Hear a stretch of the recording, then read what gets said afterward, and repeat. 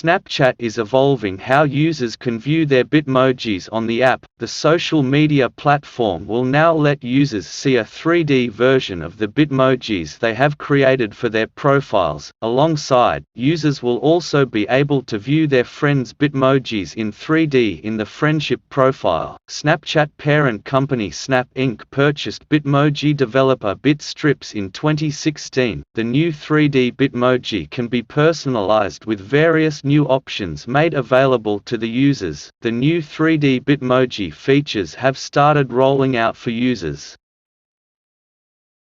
Snapchat will let users better personalize their Bitmoji with over 1,200 new body poses, facial expressions, gestures, and backgrounds. Additionally, Snapchat has also revamped the way Bitmoji avatars are displayed on the user's personal friendship profiles. Users will also see enhanced details on their Bitmoji avatars, such as clothing textures and unique embellishments from their favorite fashion labels. For instance, Snapchat users will be able to see how their earrings shine.